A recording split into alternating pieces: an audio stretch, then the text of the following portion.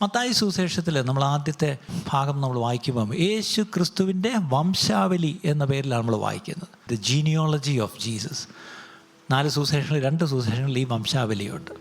അതായത് ഒന്ന് ആദാം തൊട്ട് താഴോട്ട് അല്ലേ, മറ്റൊന്ന് അബ്രഹാമിലോട്ട് ചെന്ന് നിൽക്കും. ഇങ്ങനെയാണ്. അപ്പം മത്തായി ഒരു നല്ല കറ തീർന്ന ഒരു യഹൂദനായിരുന്നു. അപ്പോൾ യേശുവിൻ്റെ വംശാവലി ഇങ്ങനെ താഴെ നിന്ന് എഴുതിയപ്പം യേശുവിൻ്റെ അപ്പനായ യോസേഫിൻ്റെ അപ്പൻ, അടുത്ത അപ്പൻ, ഇങ്ങനെ പറഞ്ഞ് അബ്രഹാമി കൊണ്ട് കണക്ട് ചെയ്യണം. ഇതായിരുന്നു പുള്ളിയുടെ ഉദ്ദേശം. പക്ഷേ അവിടെ അദ്ദേഹം എഴുതി പോയപ്പം ആ ജീനിയോളജിയിലേക്ക് നമ്മൾ നോക്കിയാൽ അറിയാം, സാധാരണ ഈ വംശാവലി എഴുതുമ്പം മെയിൽ ഡോമിനേറ്റാണ്, പുരുഷ മേധാവിത്വം എന്ന് പറയും. പുരുഷന്മാർ ആരെ ജനിപ്പിച്ചു, പുരുഷൻ ഇങ്ങനെ പോകുന്നത്.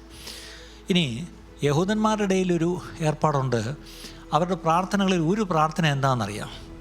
ദൈവമേ, നീ എന്നെ സ്ത്രീയായി ജനിപ്പിക്കാത്തതിനായിട്ട് നന്ദി. അങ്ങനെ പ്രാർത്ഥിക്കുന്ന പുരുഷന്മാർ വല്ലതും ഉണ്ടോ?